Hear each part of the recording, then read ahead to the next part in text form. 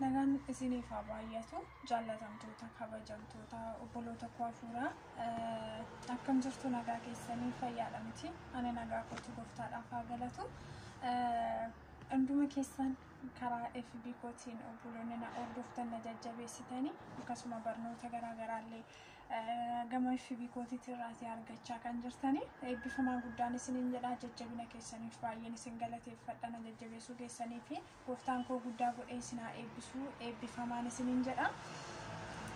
Ammoo odoo aaraa nama gammachiisu tokko isiniif qabadheetii dhiyaadhee jira.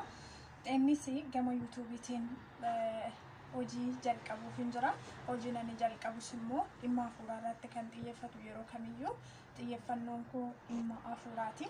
Kanaaf immoo amma waaqayyo na gargaaree waan narraa eegamu bahee ofii koos jajjabeessee obboloota biroollee jajjabeessuudhaaf hafuuratti wal guddisuu hafuuratti wal barsiisuu wal cimsuuni gahee keenya bahuu akka qabaannu asumaan ergaa koo dabarfadha obboloota biraafillee kallattii arganne hundumaatiin kallattii nurraa eegamuutiin jireenya hafuuraatti namni wanta hin fayyadnettiyuu qoosaa garaa garaatti waan bu'aan qabnetti yeroo isaa dabarsa. Nun immoo ijoollee waaqayyoo waamicha warra ofirraa qabnu kennaa garaa garaatiin waaqayyoo warra nu waame hojii isaa akka hojjennuuf nutti kenne hojii keenya irratti dhimma baanee ga'ee keenya bahuu akka qabnu boruu dhimmicha irratti isa waaqayyoo nutti kenne sanatti gaafatamuuf waan jiruuf adeeraa nutti kenname ija isaa yookiin firii isaa nurraa waan barbaaduuf waaqayyo kanaaf immoo ga'ee keenya bahuu akka qabaannu isiniin jedha. Kanaaf anis ga'ee koo bahuudhaaf kallattiin aan danda'ame karaa hundumaatiin nan yaala nan hojjedha. Kanaaf immoo jajjabeessuun keessan narraa fagaatiin isiniin jedha. YouTube abdii dhalootaa like subscribe gochuudhaan na hordofaa share godhaa dhaloota keessaniin ga'aa affeeraa barsiisa macaafa qulqulluu keessaa karaa garaa garaatiin amma hafuurri waaqayyo na gargaare isiniif dhiyeessuudhaaf akkasuma walaloo babbareedoo nama barsiisan nama gorsan nama deebisan jedhee yaadu isiniif dhiyeessa akkasuma asoosama haasaa garaa garaa gorsa isiniif dhiyeessa biyaansi yoo xiqqaate torbanitti yeroo lamaaf viidiyoo babbareedoo isiniif dhiyeessan jedheetiin abdii qaba. Kanaaf immoo isin na jajjabeessuu qabdu YouTube koo hordofuu akka qabdaniin isin gaafadha. Yeroo hundumayyuu dubbii waaqayyoo afaan keenya keessaa akka hin banne yeroo hundumayyuu dubbii waaqayyoo yaada keenya keessaa akka hin banne yeroo hundumayyuu keessa gabatee laphee keenya irratti barreeffannee akka dubbannu akka hojjennu akka itti jiraannu kallattii hundumaatiin dhaggeeffannaan keenya ilaalchi keenya hordoffiin keenya waan sagalee waaqayyoof keessaa qabu waan barsiisuuf keessaa qabu akka ta'u gooftaan keenya nu gargaaru isa kanatu jireenya hafuuraa of keessaa qaba isa kanatu jireenya boruu of keessaa qaba isa kanatu gara jireenyaatti nu geessa waan ta'eef macaafa fakkeenyaa boqonnaa 7 lakkoofsa 1 irratti yaa ilma koo dubbii koo eegi abboommii koos garaatti qabadhu abboommii koo eegi ni jiraattaas barsiisa koos akka agartuu ija keetiitti eegi quba keetti isaan hidhadhu gabatee garaa keetiittis isaan caafadhu ogummaadhaan ati obboleettii kee kooti jedhi hubannaadhaanis anatu aantii koo jedhi waamii jedha.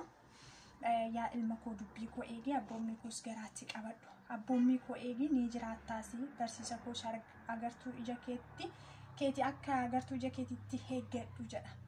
Abboommii waaqayyoo eegne yaada waaqayyoo akka agartuu namni agartuu ija ofii akka humtuyyuu hin rambuun akka humtuu jalaan akka humtuu jalaan balleessine in eeggata. Maaliif in argu yoo ta'e namni jiraachuun itti ulfaata waan ta'eef jechuudha. Kanaaf dubbii waaqayyoo abboommii waaqayyoo yaada waaqayyoo barsiisa waaqayyoo gabatee keessa garaa keenyaatti barreeffannee yeroo hundumayyuu kunuunsu yeroo hundumayyuu eeguu yeroo hundumayyuu harka keenya keessatti qabachuu sammuu keenya keessatti yaada keenya keessatti xiyyeeffannoon keenya dubbii waaqayyoo qajeelummaa yaada Kiristoos duukaa bu'u ogummaa hubannaadhaan yaada waaqayyoo keessa deddeebi'uu akka dandeenyu isaan kanallee ogummaa akka aantii keetiitti ofitti aansu ati obboleettii kootittiin jedhi ofitti aansi jechuudha jaaladhu baay'ee hundumarra caalchisitti galanni waaqayyoodhaaf haa ta'u jedha. Kanaaf waan hundumaarra caalchifne dubbii waaqayyoo, abboommii waaqayyoo, yaada waaqayyoo, qajeelfama waaqayyoo, dhugaasa ta'e, jireenya isa ta'e, karaa isa ta'e of keessatti qabanne isaan deddeebi'uu akka dandeenyu gooftaan nu gargaara. Kanaaf yeroo hundumayyuu abboommii waaqayyoo, seerata waaqayyoo, yaada waaqayyoo yaada ofirratti hidhachuun akka agartuu ija keenyaatti kunuunsuun, qabachuun, eeggachuun jireenya of keessaa qaba.